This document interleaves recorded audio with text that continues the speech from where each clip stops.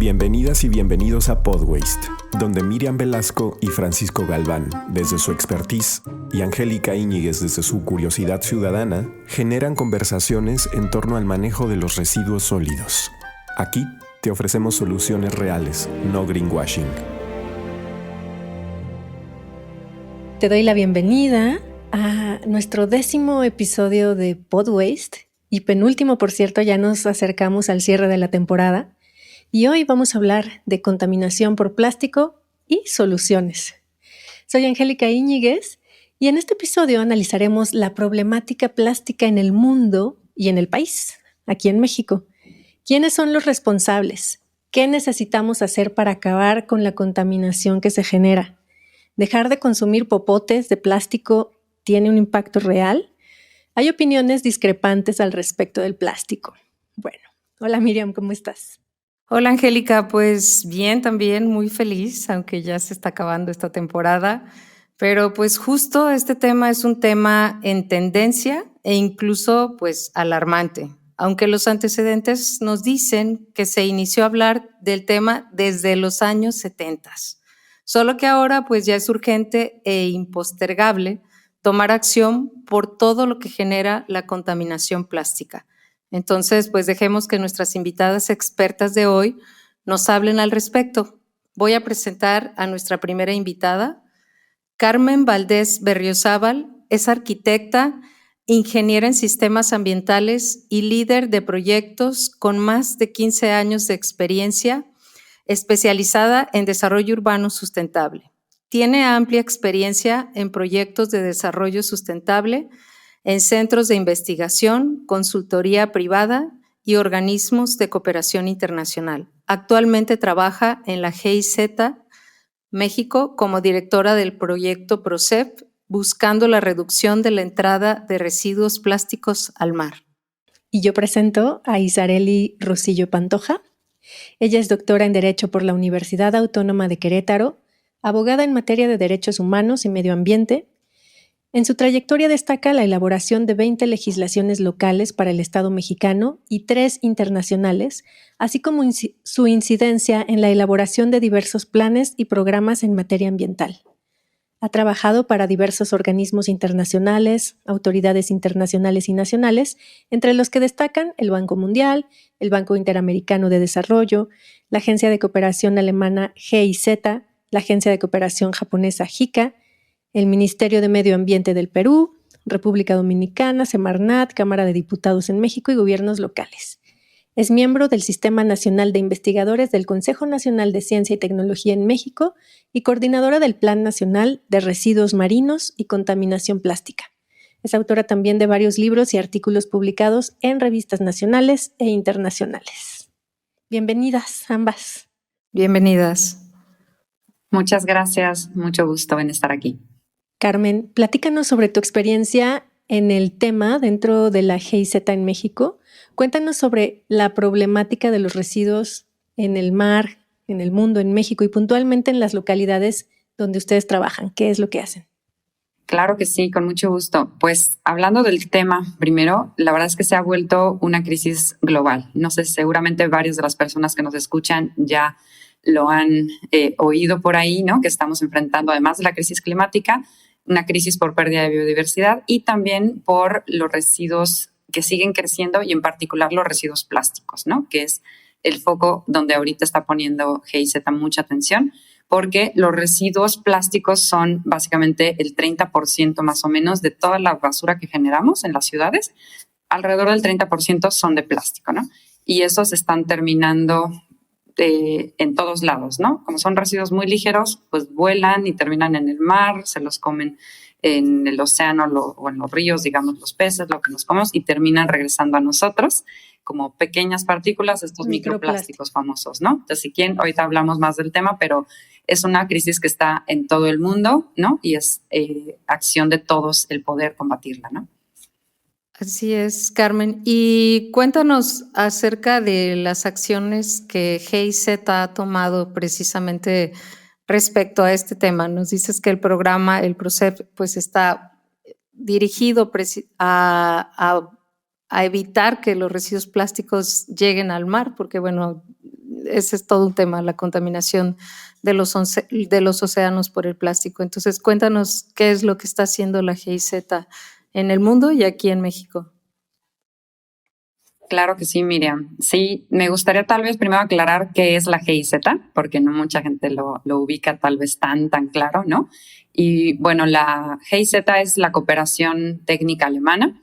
Aquí en México es la encargada de parte del gobierno alemán de implementar proyectos donde en colaboración gobierno alemán y gobierno mexicano puedan combatir problemas globales, como lo que les decía, que este problema de los plásticos pues es un problema global, porque básicamente lo que se termina tirando en el río, en el mar, en algún país en Sudamérica, por ejemplo, puede terminar en las costas de aquí de México, pero también lo que tiramos aquí en México se puede ir por el río, terminar en el mar y llegar hasta China, ¿no? Entonces realmente es un problema que se vuelve problema de todos y por eso es parte de la agenda de la GIZ aquí en México, ¿no? Porque con México se trabaja como un socio global.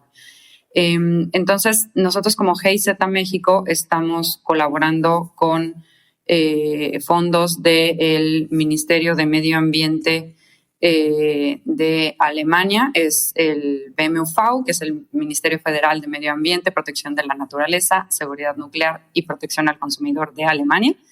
Es quien fondea este proyecto que ahorita bien comentabas, Miriam, al inicio, ¿no? Que llamamos PROCEP en corto, pero realmente lo que busca, digamos, en su nombre más extenso, es proteger las regiones costeras de México a través de reducir la entrada de residuos plásticos al mar, ¿no? Y ahí estamos colaborando con gobiernos, desde los gobiernos municipales, sobre todo en la costa de Oaxaca, con el gobierno estatal en Oaxaca, pero también con la Semarnat, ¿no? La Secretaría de Medio Ambiente y Recursos Naturales de México, a nivel nacional, y con actores de organizaciones de la sociedad civil, con empresas, tanto de turismo como con pequeñas colaborativas pesqueras, por ejemplo, y también con empresarios, comercios que trabajan también en tema de los plásticos o que venden, más bien entregan plásticos a la hora de que hacen sus ventas, ¿no? Entonces es un esfuerzo, digamos, con varios frentes, donde vamos haciendo acciones para reducir los plásticos en toda la zona costera, sobre todo del Pacífico de México, y nos enfocamos mucho en el sector turismo y en el sector pesca, pero sobre todo turismo, que es donde México es, afortunadamente, digamos, es uno de los sectores más activos, pero también por su cercanía a la costa, pues es el que más está generando, también contribuyendo, digamos, a que lleguen los plásticos al mar. Entonces hay muchas posibilidades de mejorar y hacer trabajo en conjunto, ¿no? Bien, y bueno, si quieren conocer también más de la GIZ y no han escuchado los episodios anteriores, te invito a que escuches los episodios anteriores de Podwaste y puedas ir armando este gran rompecabezas, ¿no? Y ante esta complejidad, Carmen, ¿qué avances ha habido? Tú decías, si hay un residuo que dejan, residuos plásticos en Colombia pueden llegar a México, ¿no? O sea, no es muy localizado, sino que es un problema que nos atañe a todos y que va circulando. Pero ante esta problemática y ante esta gravedad, ¿qué avances han tenido con este esfuerzo? La verdad es que son buenos avances porque afortunadamente se está teniendo cada vez más conciencia de este problema, ¿no? Y hablando, como les comentaba ahorita, del sector turismo, hay muy buena colaboración y interés, sobre todo de los hoteles, de los restauranteros, ¿no? De operadores turísticos. Y con los hoteles hemos hecho muy buena sinergia aplicando una guía menos plástico, que es el nombre que le estamos dando para el sector turismo, donde los hoteles utilizan esta herramienta, por ejemplo, para identificar cuáles son los plásticos que están utilizando ya de manera tal vez muy normal, muy cotidiana, porque llevan décadas haciéndolo, o por la pandemia se introdujeron más, ¿no? De hecho, y que realmente no son necesarios y que podrían ser totalmente prescindibles e incluso generarles ahorros económicos, ¿no? Pues es lo que esta herramienta les ayuda, ¿no? Identificar desde la cocina hasta lo que le ofrecen a la persona en la alberca, ¿no? Donde podríamos, en vez de hacer uso de plásticos desechables, por ejemplo, o las botellitas de estas de plástico que nos dan luego en los hoteles, en las habitaciones, pues mejor ofrecer opciones rellenables, ¿no? Por ejemplo, para vasos con un lugar donde puedas confiar en tomar, rellenar, digamos, tu botella de agua o o el vaso, en los restaurantes también, que te den opciones que sean reutilizables, no popotes, que ya es un tema que tocaste en la apertura, ¿no? Son acciones que suenan muy sencillas, pero que realmente generan un cambio, y lo que hacemos con esta herramienta es que lo visualicen y que también vean el beneficio económico y el ambiental, ¿no? Y varios hoteles han estado sumando en la costa Pacífico, en especial en la costa de Oaxaca y también en el Caribe, donde estamos también trabajando no solo en México, sino también con varios países más de Centroamérica y República Dominicana, por ejemplo. Entonces, ahí ha habido muy buenos resultados para disminuir precisamente el consumo de plásticos. Se están sumando también eventos, ¿no? Para hacer eventos sin plástico. También hemos empezado ahí en Oaxaca, pero hay interés ya también de replicar esa guía en otros lugares. Y pues estas herramientas las vamos poniendo a disposición del público a través de las páginas de la GIZ y nuestros socios. Porque se tienen que sumar desde diferentes instancias, ¿no? Por un lado, los consumidores tenemos que hacer conciencia y rechazar y tener otro tipo de contenedores, de envases. Por otro lado, los hoteles, como decías, ¿no? Tienen que pensar también en otras formas que no generen plástico, pero también los productores de plástico tienen que pensar de otra manera, ¿no? Es muy complejo. Sí, totalmente, ¿no? Y ahí, digamos, es el enfoque de economía circular el que estamos empujando, ¿no? Porque precisamente engloba todo, ¿no? O sea, economía circular viéndolo como lo más sencillo, que es en vez de linealmente compro y tiro, más bien buscar que no salga de este círculo, digamos, industrial o de producción humana, reducir los recursos y mantenerlos, reinsertándolos, digamos, en el sistema productivo, ¿no? Pero va desde... No es nada más reciclar, como luego mucha gente lo entiende, ¿no? Sino también buscamos a futuro ir impulsando más cada vez el diseño que reduzca desde su creación, digamos, del producto, los recursos que se requieren para hacerlo, que facilite el que después se pueda separar, ¿no? Y reutilizar o reciclar de una manera más sencilla, ¿no? Entonces, eso lo estamos, digamos, son las miras también que tenemos a futuro en la GIZ, seguir impulsando estos temas, ¿no? De economía circular, muy enfocado ahorita en el tema de plástico, porque es la gran problemática global, ¿no? Pero realmente, pues, eso involucra a todo lo que hacemos, ¿no? A todo lo que consumimos, buscar esta reducción, reuso, reciclaje, ¿no? Todas estas 9 R's que ya se están socializando mucho, ¿no? Entonces, sí, es tarea de todos y en conjunto con muchos actores, ¿no? Y bueno, ¿podrías compartirnos un poco, Carmen, aquí en México, además de los hoteles, con quién más están cooperando? ¿Con las autoridades? ¿Con quiénes están cooperando? Claro que sí. Donde estamos trabajando de manera más cercana es en la costa de Oaxaca. Ahí estamos trabajando con los gobiernos municipales, por ejemplo, con el gobierno de Tututepec, que es donde están las lagunas de Chacagua, con el gobierno de Huatulco, Tonameca, con Salina Cruz, también han estado muy activos, participativos, ¿no? Y en algunas cosas particulares también hemos trabajado con Puerto Escondido. Y ahí es a nivel municipal, pero también con el gobierno estatal, porque hay muchos puntos, digamos, en común, ¿no?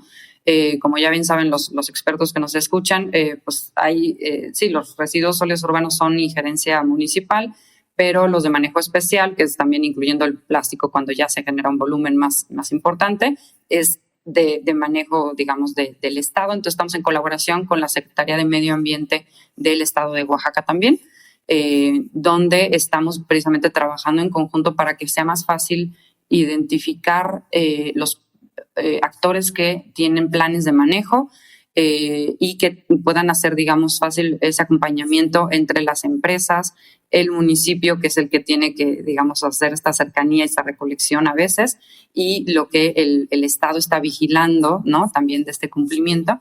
Entonces, ayudándoles, digamos, a acercarse y poder entre todos hacer cumplir, digamos, de manera mucho más sencilla con la normativa que se tiene a nivel estatal, pero también a nivel municipal, y que las empresas puedan cumplir con sus planes de manejo, ¿no? Entonces, esas son, por ejemplo, algunas de las sinergias. Y también con los municipios le estamos dando asesoría técnica para ampliar sus, la cobertura que tienen con su capacidad actual, ¿no? Porque la cooperación técnica alemana se limita a asistencia técnica, ¿no? No los ayudamos a construir infraestructura. como tal vez muchos quisieran, pero digamos, limitándonos a la asesoría técnica, sí hay muchas áreas de mejora que estamos identificando al trabajar con ellos para poder aumentar el porcentaje de recolección de los residuos y con eso evitar que haya estas fugas hacia el medio ambiente y el mar, ¿no? Entonces, eso, hacer la recolección selectiva, un manejo adecuado de tarifas, ¿no? Para que puedan ellos recuperar los costos, pero tampoco sea algo oneroso, digamos, para la población. Entonces, hacer ahí un esquema que beneficie también la reducción, invitar a los usuarios finales, digamos, también a incentivarlos a que reduzcan y a que separen su basura, ¿no? Entonces, son esquemas que vemos que apenas se están implementando, pero que vemos que van llevando a buen puerto también, ¿no? Y que buscaríamos invitar a otros estados y municipios a que también lo vayan replicando a futuro, ¿no? Muy bien, Carmen. Pues para cerrar, ¿dónde puede la gente conocer un poco más de estos trabajos que se están haciendo dentro de la GIZ en relación directa con los plásticos en las costas? Claro que sí, los invitamos a visitar nuestras redes sociales. Estamos como GIZ México en LinkedIn y también en X, ¿no? Bueno, antes Twitter. Y tenemos los temas en particular de ciudades y transportes sustentables, donde entra toda esta parte de residuos, en la página web de temática de la GIZ, que es ciudadesytransporte.mx, donde nos podrán encontrar también ahí en todo mucho mayor detalle, ¿no? Muy bien, Carmen, pues muchas gracias. Lo dejaremos en la descripción del episodio y te agradecemos haber estado aquí en Podwaste. Muchas gracias, Carmen. Muchísimas gracias. Gracias a las dos. Hasta luego. Pasemos ahora al contexto nacional. Isareli, ¿nos puedes hablar con respecto a la contaminación plástica en México? Muchas gracias, Miriam. Bueno, pues quiero compartirles que el Estado mexicano tiene grandes retos en el tema de contaminación plástica. Sin embargo, se ha dado a conocer una línea base, que es una información por demás importante, dado que hemos carecido durante mucho tiempo de información, recuperación y datos sobre el reciclaje de plástico. Este documento se llama Inventario Nacional de Fuentes de Contaminación Plástica y nos da parte muy importante de la preliminar de una política pública mexicana. En este documento se menciona que el consumo per cápita de plásticos en México se estimó en 66 kilogramos por habitante al año. Una generación importante en donde la porción de residuos con plástico tiene un manejo inadecuado. Esto quiere decir que aproximadamente entre el 38 y el 58% de plásticos son mal manejados porque tienen un alto potencial de fuga al ambiente. Por ello, es importante reconocer que entre los hotspots o en su momento los puntos críticos que identifica este documento están divididos en polímeros, es decir, polietileno de baja densidad, polipropileno, que son fibras y textiles, poliestireno, que es bien conocido como el unicel. Entre el segundo bloque de puntos críticos están las aplicaciones, que son bolsas, tapas y tapones, cajas, cajones, estuches y colillas de cigarro. Y los sectores que en su momento se generan son pesca, agricultura, neumáticos, empaques y textiles. Pues sabemos también, Isareli, que hay entidades federativas que en sus legislaciones locales incluyeron prohibiciones de ciertos tipos de plástico para frenar la contaminación desde hace ya varios años. ¿Podrías hablarnos si se logró avanzar en el tema con estas prohibiciones? Claro que sí, Miriam. Bueno, lo primero que tenemos que resaltar es que la Ley General de Prevención y Gestión Integral de los Residuos ha sido una legislación ícono a nivel nacional. Esto quiere decir que también ha sido modelo para otros estados, para otros países y sobre todo porque está centrado en el principio de prevención. La prevención de la contaminación es algo muy importante en la protección no solamente del derecho humano a un ambiente sano, sino de los derechos humanos en el contexto general. En este sentido, la LGPGIR se publicó en el año 2003 y en sus transitorios disponía que todos los estados tuvieron una legislación en un plazo que, por supuesto, ha fenecido. Del 2003 a la fecha, solamente 26 entidades federativas cuentan con una ley de residuos en específico. Posteriormente vino esta pauta que tú has mencionado de incorporar en esas leyes de residuos prohibiciones a plásticos de un solo uso. Y lo que te puedo señalar es que 31 entidades incorporaron 26 en esas legislaciones prohibiciones de plásticos de un solo uso, y aquellos estados que no contaban con ley las incorporaron en sus leyes ambientales. De estos 31 estados, no solamente incorporaron prohibiciones, Miriam, hubo otras acciones muy importantes que en su momento se incorporaron. Por ejemplo, acciones voluntarias. 18 entidades incorporaron acciones voluntarias, que esto es muy importante. Normalmente se habla de plásticos de un solo uso y siempre nos centramos en prohibiciones, pero no, hubo otras acciones que las legislaciones consideraron. 1, acciones voluntarias. 2, 20 entidades incorporaron temas de educación en plásticos de un solo uso. 7, en incentivos económicos. 25 de las 26 leyes que te comento incorporaron prohibiciones.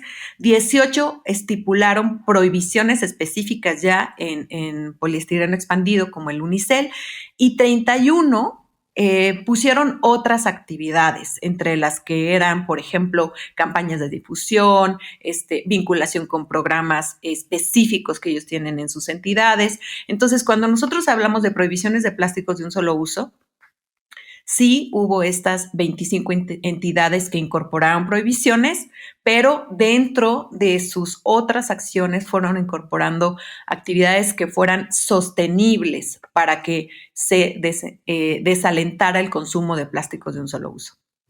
Isareli, y con estas prohibiciones y acciones voluntarias, ¿cómo lo vemos los ciudadanos en el día a día? ¿Cómo se refleja? Se supone que hay un menor uso de estos plásticos, porque seguimos viendo que vamos al mercadito, vamos a lugares y se siguen usando muchos desechables, te dan un jugo y ya te le ponen el popote por default y ni siquiera te preguntan. O sea, ¿en qué se tiene que reflejar? ¿En qué se ha reflejado? Y si no se ha reflejado, ¿qué falta entonces para que esto avance un poco más?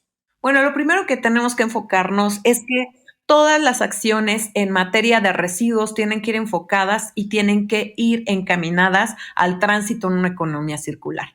Acción que no está enfocada en un cambio de modelo económico con un enfoque de ciclo de vida no va a ser sostenible. Si nosotros queremos tomar la educación desde una línea independiente a un cambio de modelo económico, no va a funcionar, porque cuando hablamos de la antítesis de la economía circular, que es la economía lineal, implica una serie de acciones que no solamente son la educación o la cultura o un cambio de una compra a otra.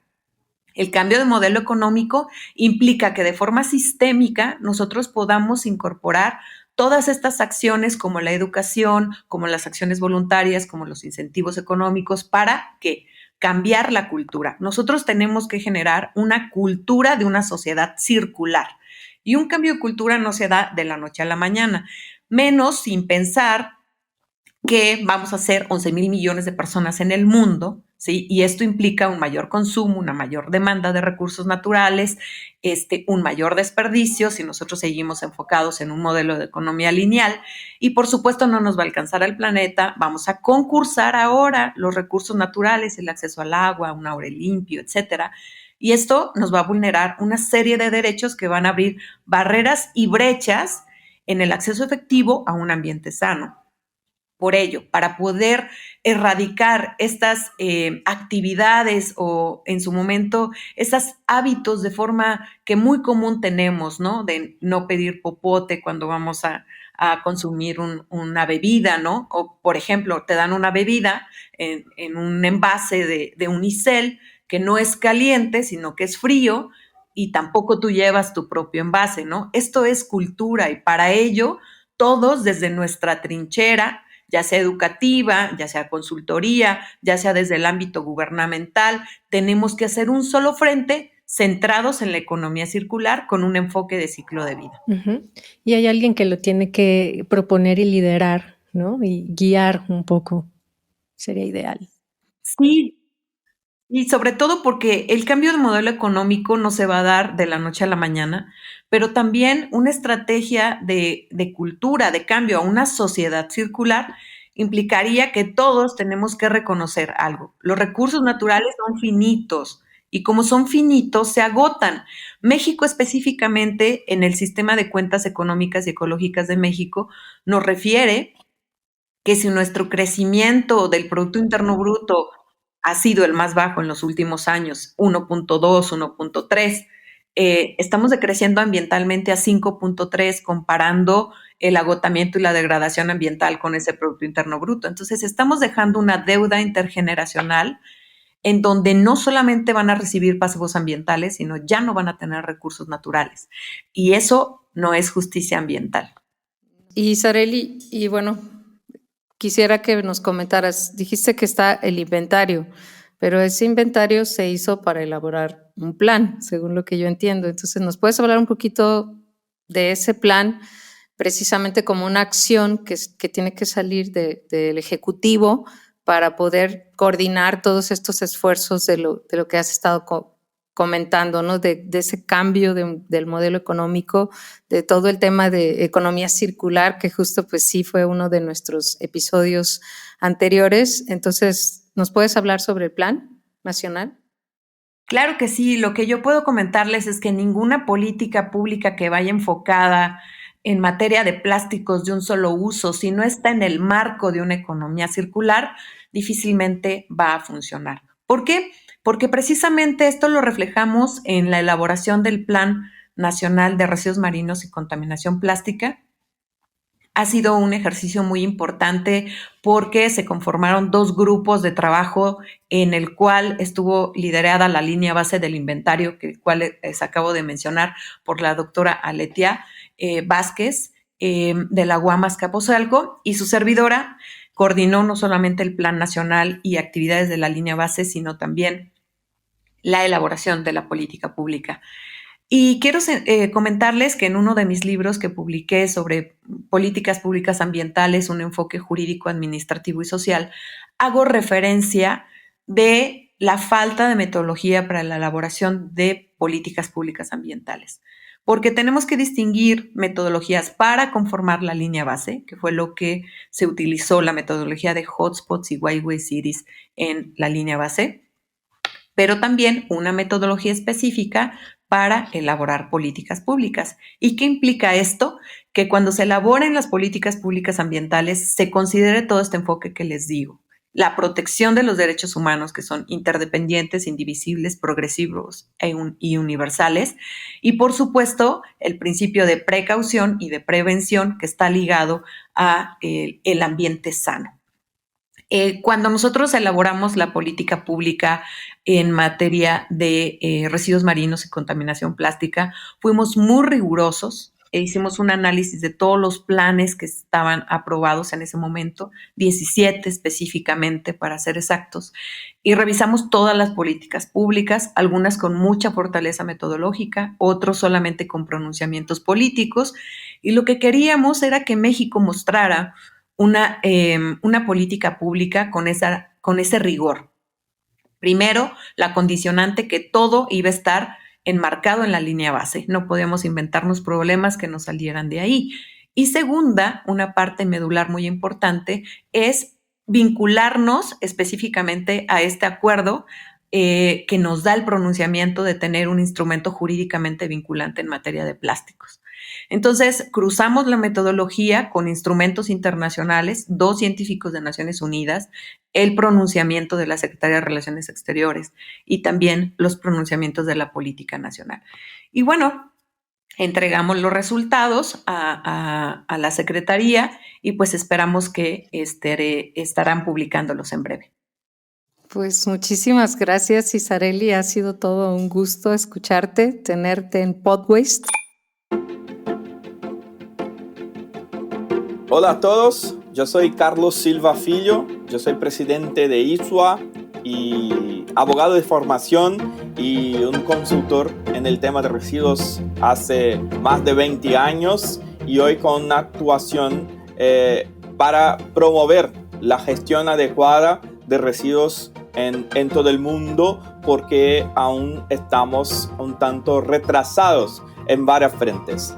Y consideramos que hoy, por cuenta de varias actuaciones, por cuenta principalmente de la actividad humana en el planeta, estamos viviendo una triple crisis planetaria. Una crisis de polución, una crisis de pérdida de biodiversidad y una crisis de cambio climático. En este conjunto, las Naciones Unidas aprobaron en marzo de 2022 una resolución global en que se está encaminando las negociaciones para un acuerdo internacional vinculante para prevenir, combater la contaminación por plásticos. En esta jornada está previsto como 5 reuniones, ya tuvimos 3 reuniones, la próxima va a ser en abril y después tendremos una reunión en fin del año en noviembre, para justamente que los países puedan acordar en un instrumento vinculante sobre este tema. Desde ISWA estamos participando de todas las reuniones y presentando nuestras principales contribuciones, porque este es un tema que nos toca a todos, desde individuos también como una asociación global. Entonces estamos como presentando de puntos focales la necesidad de reducir la generación de los plásticos, de promover la circularidad de los residuos, de asegurar, garantizar una gestión adecuada de todos aquellos materiales que no se pueden reciclar, que no se pueden circular, que tengamos también posiciones adecuadas, reglas de gobernanza y de financiación, y que las ciudades estén involucradas en este rol de justamente poder avanzar en este tema de los plásticos. Entonces vamos ahora para tratar en abril del texto, de la segunda versión del texto, y ojalá podamos hacia el fin del año cumplir con esta negociación. Óscar Fernando Ramírez Martínez, director de proyectos en soluciones ambientales circulares. Estudié biología y una maestría en gestión y auditoría ambiental. He trabajado en el sector de los residuos desde hace más de 15 años. Quiero compartir con ustedes una historia en la lucha contra la contaminación por plásticos. Imaginen playas de arena blanca, aguas cristalinas y hoteles comprometidos con la preservación del entorno.